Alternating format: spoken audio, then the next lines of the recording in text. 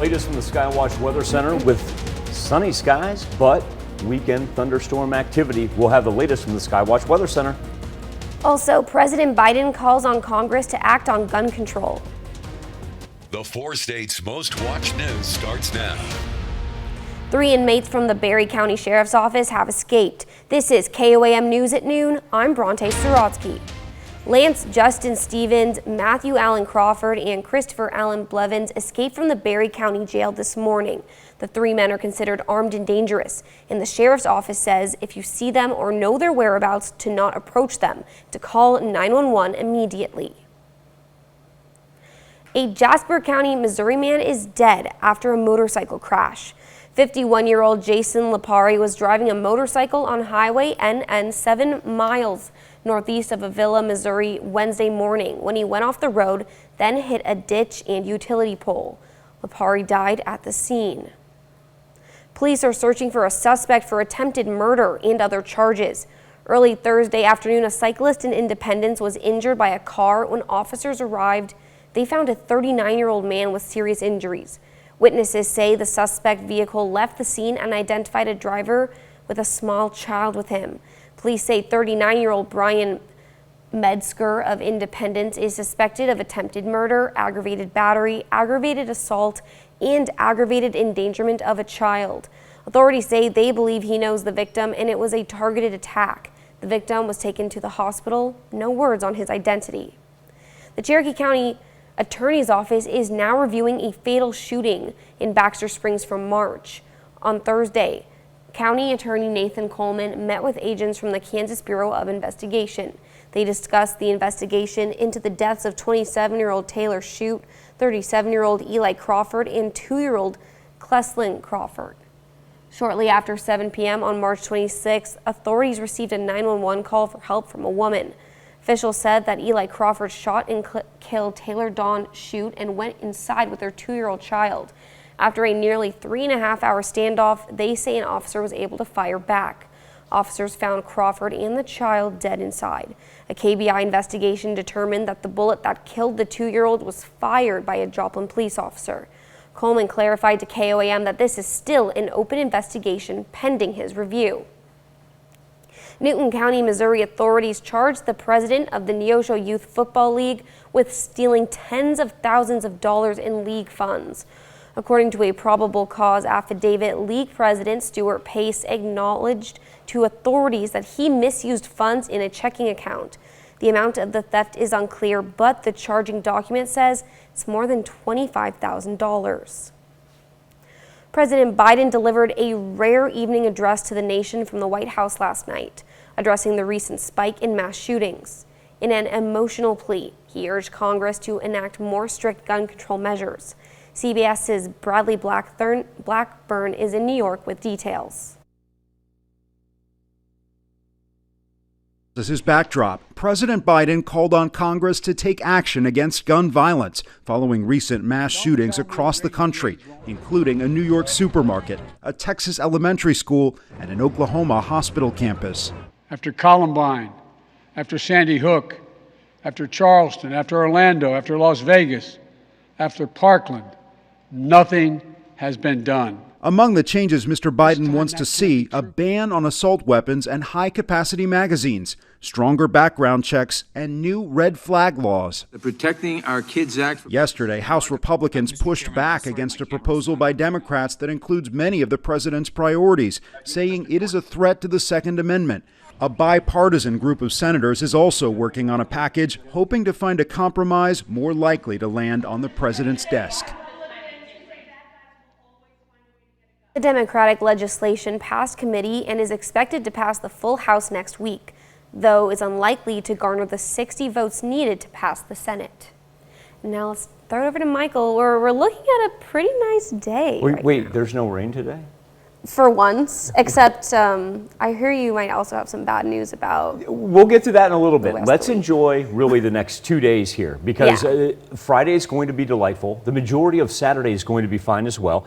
As we take a live look outside of Television City, I do want to point out on our daily almanac, we've already picked up 1.1 inches of rain at Joplin Regional Airport, and we're not 3 full days through the month of June. It has just been amazing, the amount of precipitation that we've really had since January the 1st.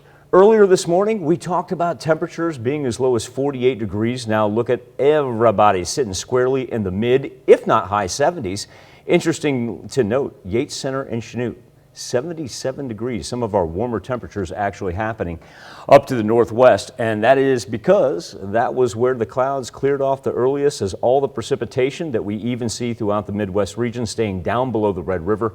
We have no worries throughout the duration of our Friday. In fact, for most of Saturday, we'll be fine as well. We'll see a little bit try to clip our far southern edge here for Saturday morning, but it's not going to amount to much. As that rolls through, enjoy your Saturday and then prepare for early Sunday morning. For those of you that I know a lot of people planning heading out to a river, planning out doing some camping, well, let's be prepared because thunderstorms are going to roll through late Saturday night all the way through Sunday into the afternoon hours.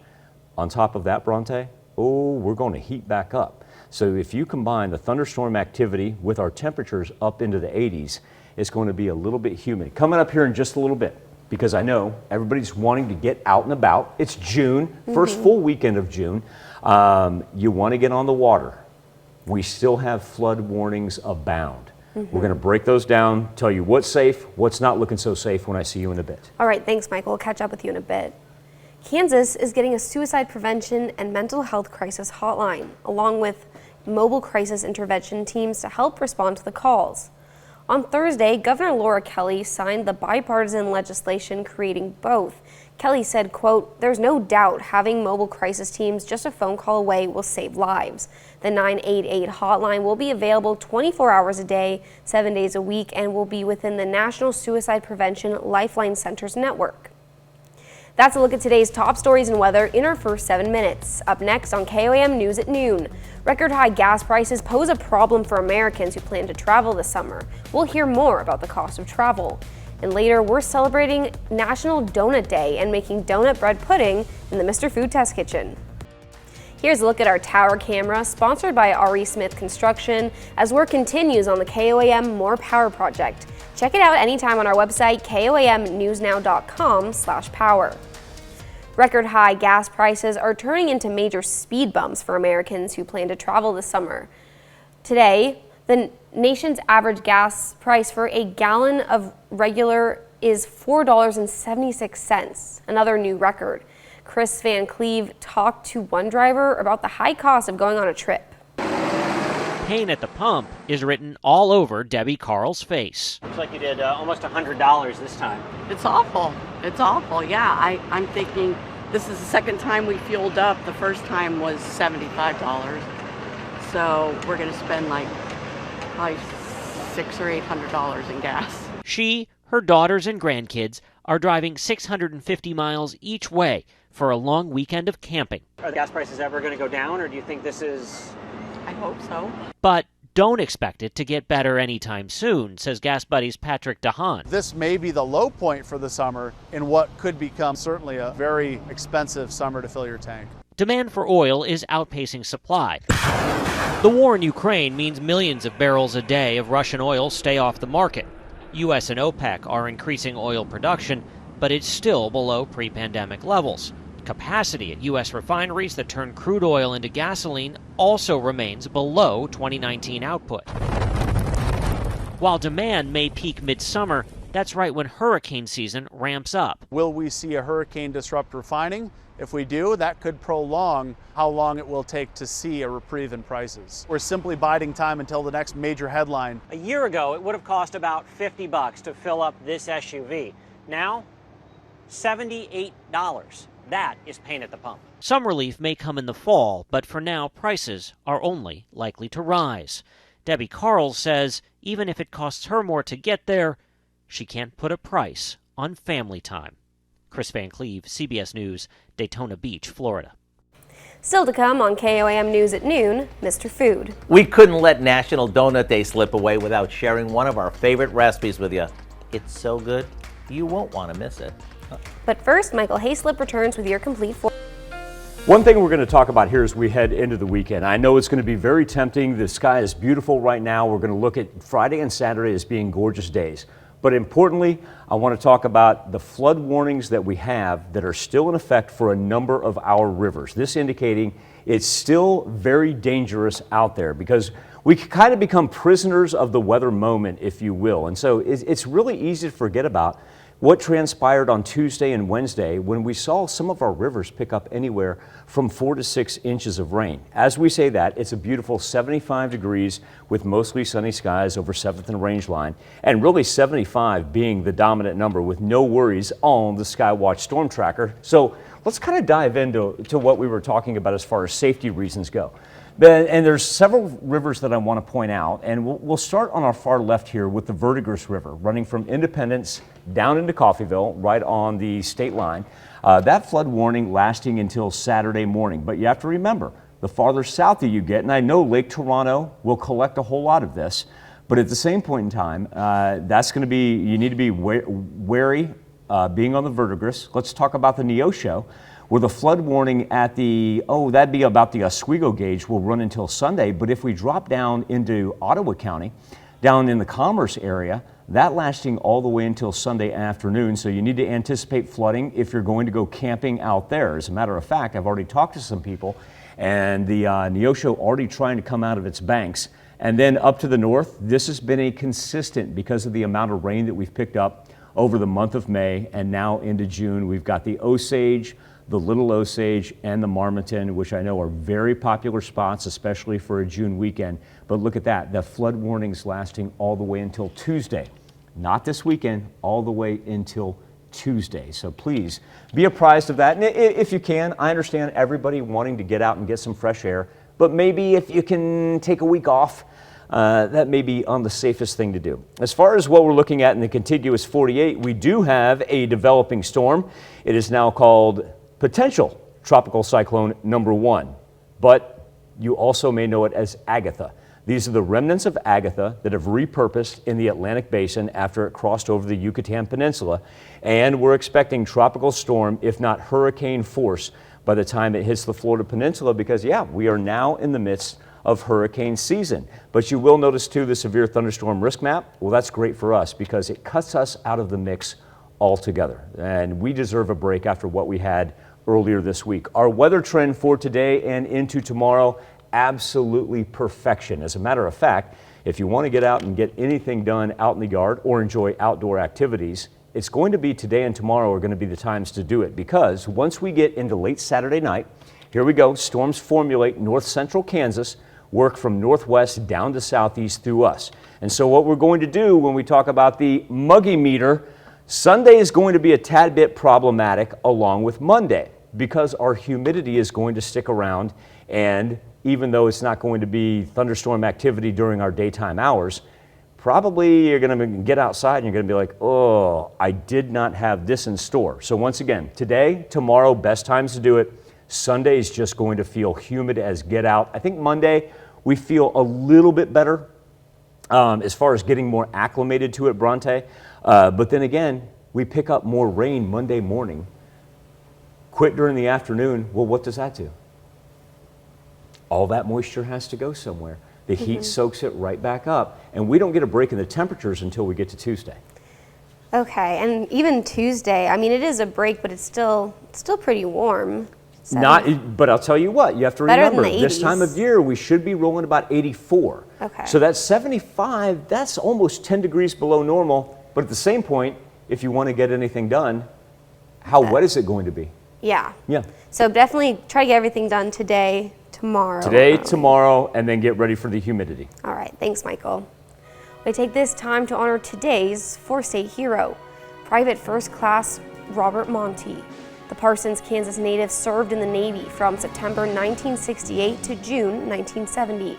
This veteran earned multiple awards, including the National Defense Service Medal and the Expert Pistol Shot Medal, and was also a dental technician assistant in California. To Private First Class Robert Monty, we thank you, our four-state hero. We couldn't let National Donut Day slip away without sharing one of our favorite recipes. It's so good, you won't want to miss it. We're making donut bread pudding in the Mr. Food Test Kitchen. Last year, Americans ate more than 380 million donuts. Sounds crazy, huh? And with today being National Donut Day, I thought I'd share one of my favorite go-to recipes that highlights donuts in a whole new way. We start off by cutting a dozen glazed donuts into chunks. And if we want to save a buck or two, we can even pick up day-old ones, which are always cheaper and work just as well here. After tossing in some raisins, we pour on a mixture that we made by combining some sweetened condensed milk, a couple of eggs, a bit of vanilla, a little cinnamon, and a pinch of salt. Once that sits for about 5 minutes, we pour it into a baking dish, cover it with foil, and pop it in the oven. And after about 40 minutes, we'll uncover it and let it finish baking until the center is set. When this comes out of the oven all bubbling hot, we drizzle it with a 2-ingredient glaze and get ready for some good eating. So here's what I suggest. Go online and get the recipe for what we call donut bread pudding as a way to celebrate National Donut Day today, or really any day. And if you're wondering how many calories it has, don't ask. I'm Howard with Kelly in the Mr. Food Test Kitchen, where today we found a donut lover's way for you to say, ooh, it's so good. You love them donuts. You can find this recipe along with a lot more good food from the Mr. Food Test Kitchen online. Just go to our website at KOAMnewsnow.com. Now, here's a look at some 4-state market prices.